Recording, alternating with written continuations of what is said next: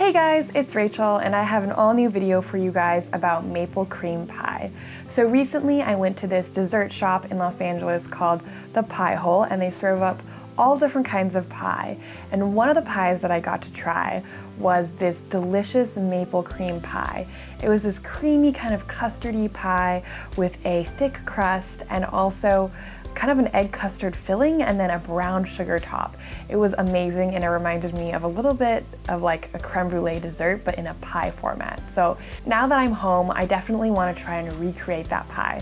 So I don't have an original recipe for maple cream pie, but I thought I would do some Googling, and I found New York Times has released a nutmeg maple cream pie that has gotten a ton of ratings. It looks really good, so I thought I would give it a try and see how it compares to the Pie Hole's maple cream pie. So I will be showing you guys how to make the New York Times nutmeg maple cream pie today, and then I will be giving it a taste test at the end. Okay, let's get started on New York Times nutmeg and maple cream pie. We are going to start off this recipe by adding in 3/4 cup of maple syrup into a saucepan. So bringing things over to the stove top, we are going to heat the maple syrup over a medium-high heat until it reduces the maple syrup by 1/4, which takes about 5 to 7 minutes. Once that's done, go ahead and stir in 2 1/4 cups of heavy cream and bring it to a simmer.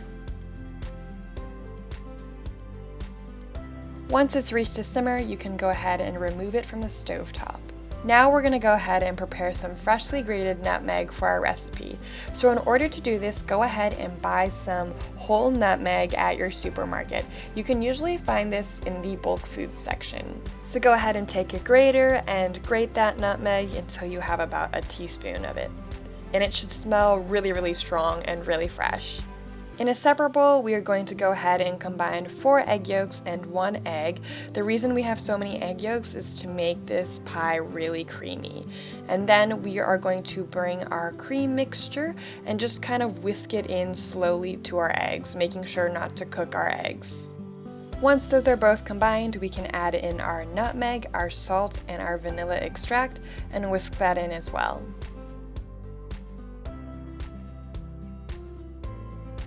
So this part has to be done ahead of time, but basically you need a pre-baked 9-inch pie crust, which you can probably get at any supermarket or you can make yourself. At this point, go ahead and pour in your cream mixture into your pie crust, and then bake at 300 degrees Fahrenheit for approximately 60 minutes.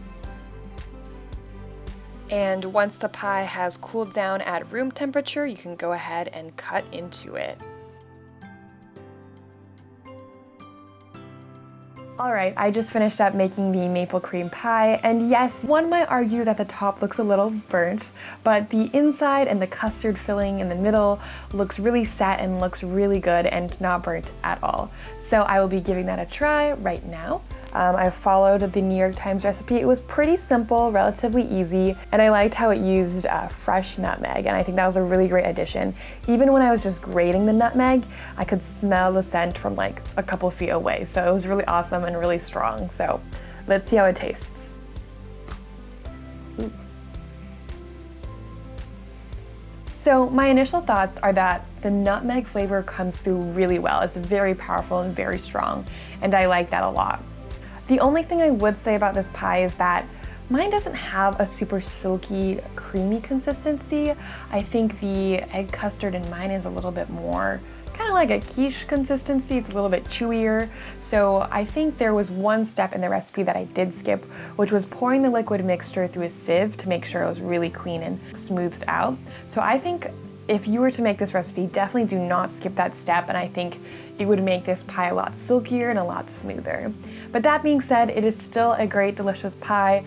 Compared to the Pie Hole, I want to say the Pie Hole did a better job, but I will definitely be giving this recipe another try to make something that is a little bit more accurate and representative of the recipe. So thank you guys so much for watching. I hope you guys enjoyed this video, and if you did, make sure to give it a thumbs up, and I will see you next week.